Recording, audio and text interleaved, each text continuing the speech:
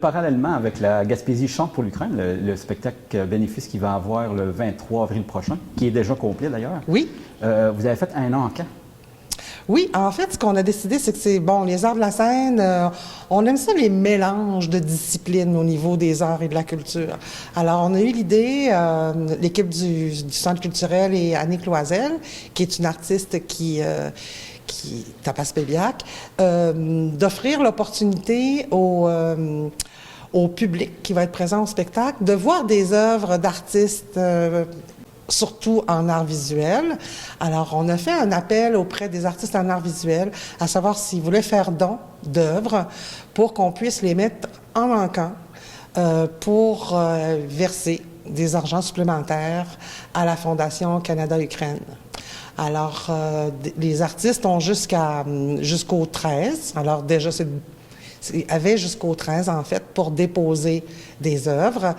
Et les gens pourront, soit par l'entremise du Facebook du Centre culturel, le site Internet aussi, ou sur place au Café Culture, voir les œuvres qui sont mises à l'encan.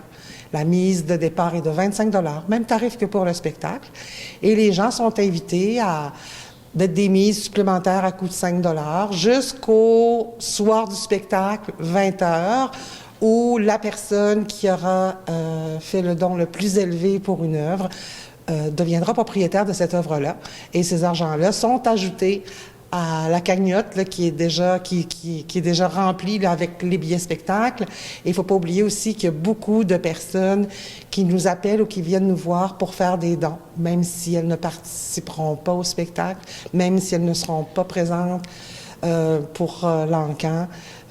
Les gens peuvent faire un don, soit par téléphone ou se présenter sur place, qu'on ajoute aussi là, dans cette même tirelire-là là, pour la Fondation. Il y a pas mal d'artistes qui ont répondu à l'appel. C'est sûr qu'au moment où on enregistre, on est encore à la limite. Là. Vous allez voir probablement ce reportage-là un peu plus tard, mais les artistes ont jusqu'au 13 avril, 16 h pour livrer les œuvres. Alors, au moment où on se parle, on a quand même 8 artistes qui sont déjà venus porter, qui ont fait don d'œuvres. Alors, on est très heureux de ça. On en a dans tous les styles, il y en a pour tous les goûts.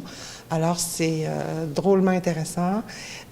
Des artistes qui, tout de go, ont choisi là, de participer. On en attend encore quelques-unes dans la journée. J'ose pas annoncer de nombre final pour l'instant. On va se garder la surprise. On aura l'opportunité de le voir sur le site Internet, sur le Facebook ou en direct au Café Culture. Mais on peut déjà mentionner certains artistes qui ont fait don d'œuvres. On a André Plourde, Rose-Hélène Tremblay, Oléna Kulik, Daniel Landry, Chantal Castillo, Yves Gontier, Annick Loisel, Jessica Brière. Alors, à celle-ci et ceux-ci, il va s'en ajouter d'autres, bien évidemment, d'ici la fin de la journée. Il nous reste comme à peu près 4-5 heures à recevoir des œuvres et on invite évidemment la population à venir les voir sur place ou, si elles ne peuvent pas se déplacer, tout au moins de prendre le temps de les voir en numérique. Et évidemment, on encourage tout le monde à participer à l'encan d'œuvres d'art, qui est un encan bénéfice pour la Fondation Canada-Ukraine.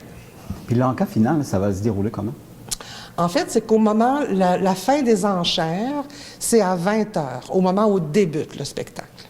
Alors, à partir du moment où tout le monde sera en salle pour le spectacle, les organisatrices vont effectivement vérifier les mises Internet, tout ça, pour déterminer le prix final, qui était le dernier prix annoncé jusqu'à 20 h. Et déterminer à ce moment-là laquelle des personnes deviendra l'heureux ou l'heureuse propriétaire de cette œuvre d'art-là.